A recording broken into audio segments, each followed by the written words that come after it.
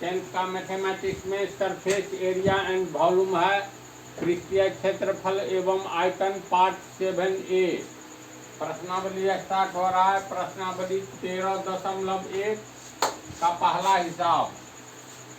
दो घनों जिनमें से प्रत्येक का आयतन 64 सेंटीमीटर क्यूब है के संलग्न फलकों को मिलाकर एक ठोस बनाया जाता है। इससे प्राप्त घनाभ का पृष्ठीय क्षेत्रफल ज्ञात कीजिए।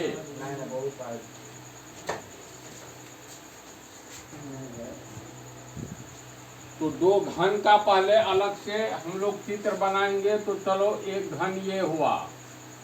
घन का चित्र बनाने के लिए बोले थे ना, वर्ग का चित्र बनाओ। घन का 6 पृष्ठ वर्गाकार होता है और 12 भुजा समान होता है, यानी प्रत्येक घन का प्रत्येक पृष्ठ क्षेत्रफल में समान होगा। एक वर्ग बना लेंगे, एक ठीक बीच में मध्य बिंदु लेंगे और फिर इतना लेंगे इधर। इसके बाद इतना डिस्टेंस लेंगे यहाँ से, इसके ठीक सामने में, इसके सामने में बिंदु दे दो, सबको मिला दो।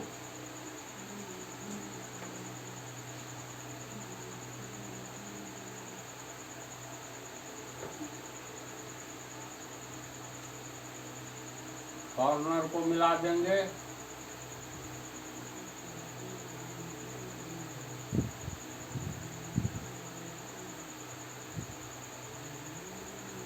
ये एक घन हो गया। प्रश्न में है दो घनों जिनमें से प्रत्येक का आयतन 64 सेंटीमीटर क्यूब है। तो दो घन यानी एक ऐसा ही घन और बनाना है। तो दो घन का आयतन समान है, तो इसका एक भुजा मान लो। ये घन का आयतन कितना होता है? 6 गुने नहीं, लंबाई चौड़ाई गुने ऊंचाई। लंबाई चौड़ाई ऊंचाई सब कुछ समान होता है। एक भुजा x मान लेंगे लंबाई, तो चौड़ाई भी x, ऊंचाई भी x होगा ना। सेंटीमीटर है तो x centimetre, x centimetre, x centimetre. इसीलिए घन का आयतन दिया हुआ है इसमें 64 सेंटीमीटर क्यूब, cm क्यूब। तो घन का आयतन हो गया लंबाई गुने चौड़ाई गुने ऊंचाई, यानी भुजा क्यूब। भुजा x है तो x क्यूब बराबर हो गया 64। cm क्यूब को हम लोग 64 को तोड़ेंगे सिर्फ, तो 4 चौका 16, चौका 64। cm 3 बार होगा, cm गुने cm। तो इसको लिख सकते हैं भुजा क्यूब बराबर 4 cm, 4 cm गुने 4 cm गुने 4 cm। ये वास्तव में हो गया 4 cm का होल क्यूब। और भुजा क्यूब बराबर 4 cm क्यूब। मैथ में बतलाए हैं ये घातांक वाला में, घात एवं घातांक में जब पावर समान हो तो नीचे वाला एक समान होता है, यानी पावर समान हो तो आधार समान होता है। जैसे देखो x का पावर m है, ये 5 का पावर m है। तो यहाँ पर नीचे वाला, अर्थात नीचे वाला को बेस कहा जाता है, ऊपर वाला को पावर। बराबर के पहले जब बेस का पावर समान हो, यहाँ भी पावर इस बेस का m है, इसका अर्थ है x बराबर 5 ही होगा। कैसे होगा ये छोड़ दो, ये भी बतला दिए हैं। तो यहाँ पर क्या होगा बोलो? पावर समान है तो इसीलिए भुजा बराबर 4 cm। इतना इसका भुजा निकल गया, यानी प्रत्येक भुजा कितना है? 4 cm।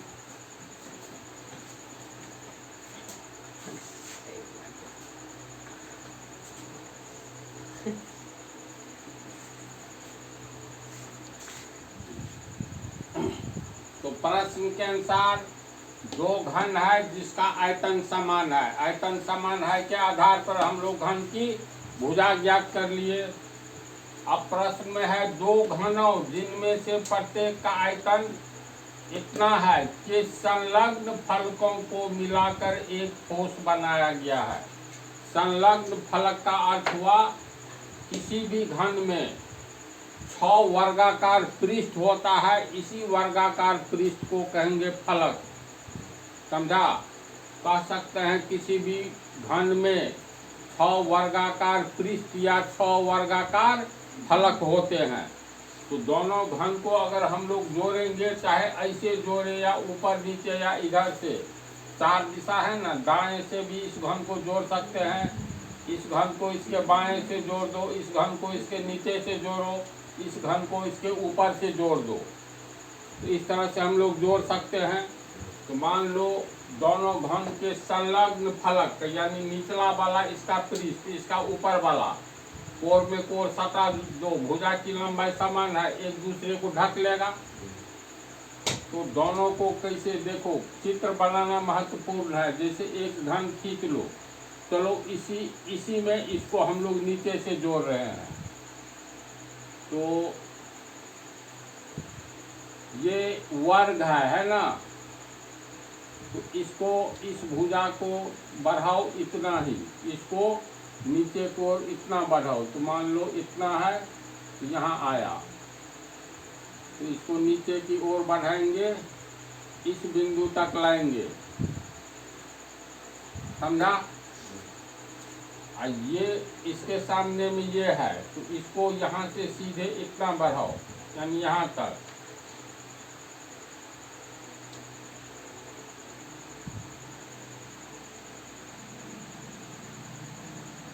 समझा? इसके बाद ये तो हम लोग साइड वाला लिए, ये ऊपर वाला एक समान हो गया। ये चारों खंभा जो है ना, देखो, एक खंभा, दो खंभा, तीसरा खंभा, चौथा खंभा, ये घन जैसा एक घर है। तो चारों खंभा के नीचे खंभा जोड़ दो, इस खंभा के नीचे ये खंभा जोड़े, इस खंभा के नीचे इतना ही बड़ा खंभा जोड़ो।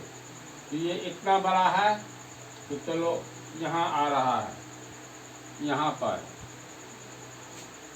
चौथा खंभा ये है ना, इसको यहाँ लाओ, मतलब ये आ रहा है यहाँ पर।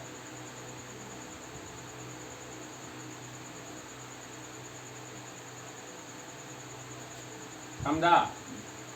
अब सभी खंभा को नीचे से मिला दो।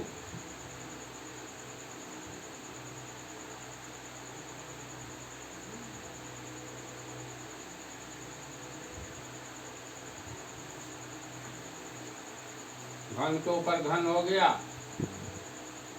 समझा बात को? तो अब देखो ये है 4 सेंटीमीटर, तो ये भी तो 4 सेंटीमीटर है, ये जो नीचे से दिए हैं, ये भी हो गया 4 सेंटीमीटर। ये वाला तो 4 सेंटीमीटर ही रहा, और ये वाला भी 4 सेंटीमीटर ही रहा। तो ये जो आकृति A B C D E F, ये कैसी आकृति बन गई? ई एफ, चलो यहाँ डी दे देते हैं, यानी A B C D E F कैसी आकृति है? तो देखो इसका लंबाई हो गया कि ये ऊंचाई 4 और 4 8 सेंटीमीटर, लंबाई रहा 4 सेंटीमीटर, चौड़ाई हुआ 4 सेंटीमीटर, लेकिन ऊंचाई बढ़ गया 4 और 4 8 सेंटीमीटर, इतना ही अंतर आया। तो इस तरह से ये घन था, अब दोनों को जोड़ दिए तो ये बन गया घनाभ। घनाभ क्यों बना? तो घनाभ में 12 किनारे होते हैं, इसमें जोड़ लो, 12 किनारा है, 4 नीचे है, 4 ऊपर है, 2 इधर है, 4 4 8 2 10 2 12, और प्रत्येक पृष्ठ ये आयताकार है ना। इसके सामने वाला भी आयताकार, इधर वाला, ऊपर वाला, नीचे वाला। तो 12 किनारा समान है, 6 पृष्ठ है और आयताकार पृष्ठ है। इसीलिए दो घनों को जोड़ने पर जो एक नई संरचना बनती है वह संरचना घनाभ हो गई। अब इसमें क्या कहता है, इससे प्राप्त घनाभ का पृष्ठीय क्षेत्रफल ज्ञात कीजिए। तो घनाभ का क्षेत्रफल कितना होता है, लिखेंगे घनाभ ABCDEF का पृष्ठीय क्षेत्रफल, यानी दी गई नई संरचना का पृष्ठीय क्षेत्रफल।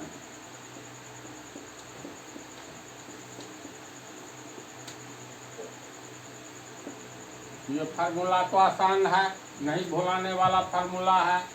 दो कॉमन होता है, कोष्ठ में LBH, एक बार L का B के साथ कॉम्बिनेशन करो तो LB प्लस L का अब H के साथ कॉम्बिनेशन करो तो LH, L का दोनों के साथ हो गया, B का भी इसके साथ हो गया, H का भी इसके साथ, लेकिन B का H के साथ नहीं हुआ तो B का H से कर दो तो BH कितना होगा 2। L हो गया लंबाई 4 सेंटीमीटर गुने B चौड़ाई हो गया 4 सेंटीमीटर जोड़ L हो गया फिर 4 सेंटीमीटर गुने H हो गया 8 सेंटीमीटर, होगा ना, तो 8 सेंटीमीटर। फिर B हो गया चौड़ाई 4 सेंटीमीटर गुने ऊंचाई 8 सेंटीमीटर। तो ये हो गया 2, 4 चौका 16 cm square plus 4 8 32 cm square plus 4 8 32 cm square. तो 2 कोस 16 32 48, 32 दूनी 64, 16 80 cm स्क्वायर। ये 2 से गुना हो जाएगा, कितना होगा 160 cm स्क्वायर। ये नई आकृति अर्थात घनाभ का कुल पृष्ठीय क्षेत्रफल। समझ गया। क्वेश्चन नंबर 2 देखो, कोई बर्तन एक खोखले अर्धगोले के आकार का है, यानी कोई बर्तन है किस आकार का है, खोखला अर्धगोला। तो चलो ये हो गया तुमको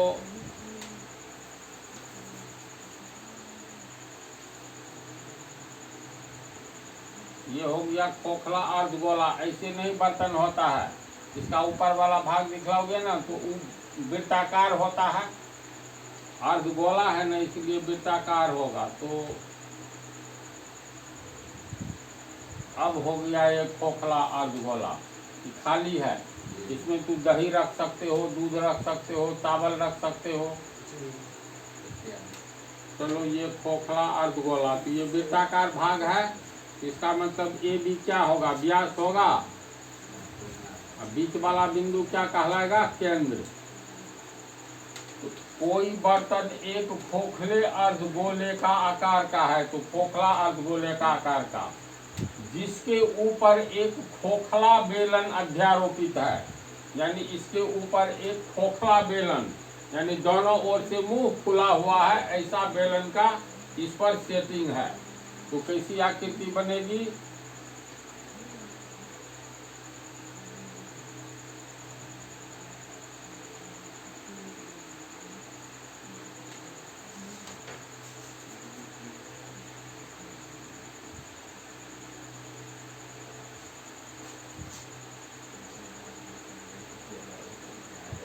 चलो देखो, ये तो अर्धगोला आकार का खोखला बेलन है, ये अर्धगोला आकार का है ये वाला बर्तन।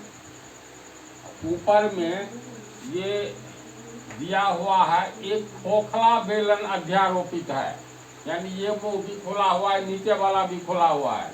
यहाँ पर पानी गिराओगे सीधे इसी में जमा होगा, क्योंकि दोनों सिरा खुला हुआ है प्रश्न के अनुसार।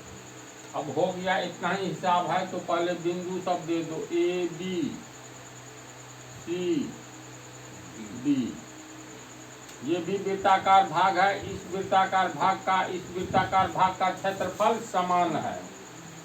तो ये हो गया तुमको डीसी व्यास मध्य बिंदु हो गया केंद्र, इसको ओ डैश मान लेते हैं। अब देखते हैं क्या क्या दिया हुआ है। अर्धगोले का व्यास 14 सेंटीमीटर है। तो अर्धगोला तो ये है, ये व्यास 14 है, तो इसका मतलब बेलन का भी व्यास 14 होगा। यानी प्रश्न से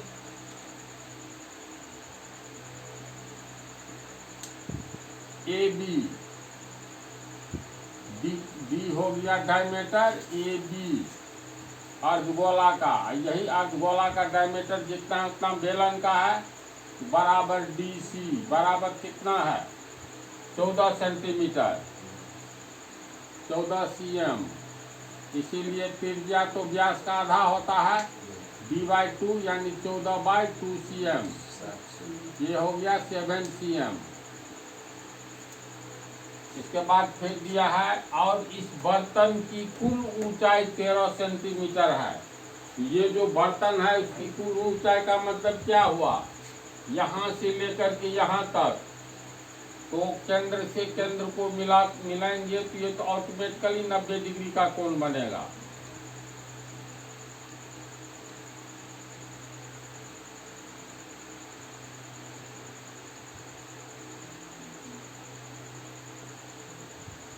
इसको चलो P मान लेते हैं,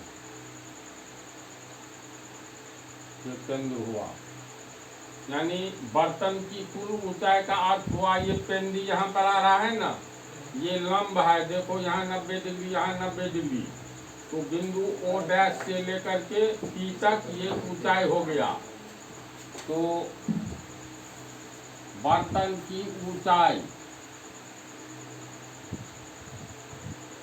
इसको हम लोग H मान लेंगे। H का अर्थ हुआ O डैश P। ये दिया हुआ है कितना 13 सेंटीमीटर। बेलन का कौन सा ऊंचाई होगा बोलो तो, बेलन इतना ही है निजी। तो केंद्र से लेकर के नीचे वाला वृत्ताकार भाग के केंद्र से लेकर के ऊपर वाला वृत्ताकार भाग केंद्र तक की दूरी ये बेलन की ऊंचाई होगी। तो बेलन की ऊंचाई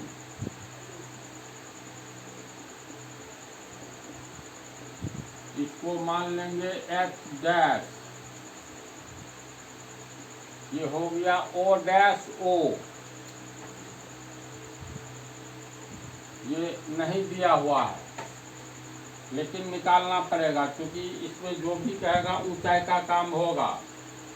तो अब ये दिमाग में लगाओ, ये इसका वैल्यू कितना होगा। तो ध्यान से देखो, ये OB त्रिज्या हुआ, OP त्रिज्या हुआ, OA त्रिज्या हुआ, यहाँ से यहाँ तक खींचेंगे कोई रेखा तो त्रिज्या हुआ। क्योंकि अर्धगोला का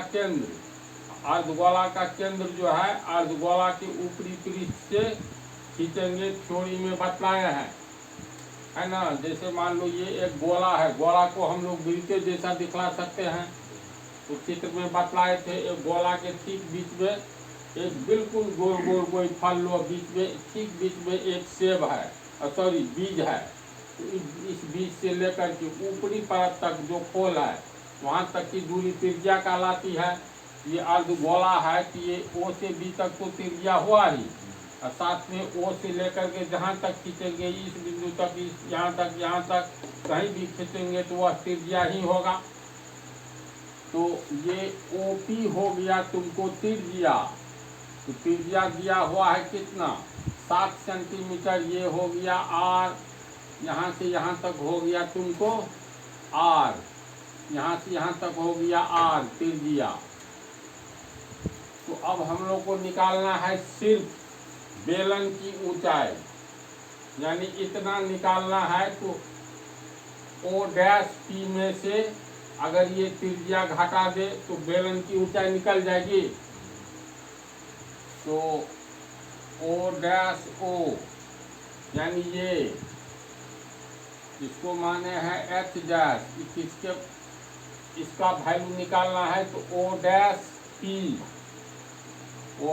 P में से घटा देंगे पूरे लंबाई में से OP तो ये पूरा लंबाई तो दिया हुआ है, ऊंचाई 13 सेंटीमीटर। OP त्रिज्या भी दिया हुआ है 7 सेंटीमीटर, है ना। ये कितना हो गया 6 सेंटीमीटर। अब संपूर्ण बर्तन का कुल पृष्ठीय क्षेत्रफल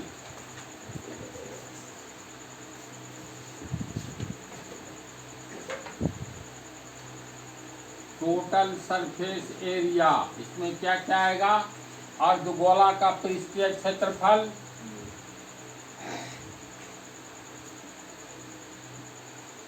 अर्धगोला के वक्र पृष्ठ का क्षेत्रफल, इसमें क्या जुड़ जाएगा, तो बेलन के वक्र पृष्ठ का क्षेत्रफल जुटेगा ना, बेलन के वक्र पृष्ठ का क्षेत्रफल। तो अर्धगोला के वक्र पृष्ठ का क्षेत्रफल होता है कितना, 2 पाई r स्क्वायर। बेलन का होता है 2 पाई r/s। ये बेलन के लिए ऊंचाई है, बेलन का ऊंचाई हम लोग ऐसे न माने हैं, O', h माने हैं। तो इसमें कॉमन हो गया 2 पाई r कॉमन लेंगे, ये हो गया r, इधर बच गया h। अब 2 गुने पाई का मान 22/7, r का मान 7 cm है ना, तो 7 cm 2 पाई r हुआ, फिर है r यानी 7 cm जोड़ h कितना है, h हुआ बेलन की ऊंचाई। बेलन इसमें देखो, बेलन की वक्र पृष्ठ का क्षेत्रफल, ये बेलन का ऊंचाई है, तो बेलन का ऊंचाई तो सिर्फ इतना है, O', जो कि निकला है O', कितना, तो 6 सेंटीमीटर। ये हो गया 6 सेंटीमीटर। हल करोगे तो 7 कट गया, 22 दूनी 44 cm गुने 7 और 6 13 cm। कैसे गुना करोगे, 44 को 13 से नहीं करके 13 को करो 44 से, तो आसान हो जाएगा। कैसे, तो 13 चौका 52 का 2 बच गया 5, 13 चौका 52 और 5 57, 572 cm गुना करेंगे वर्ग cm। ये हो गया आंसर। समझ गया नहीं इसको जी हाँ। अब अगले पार्ट में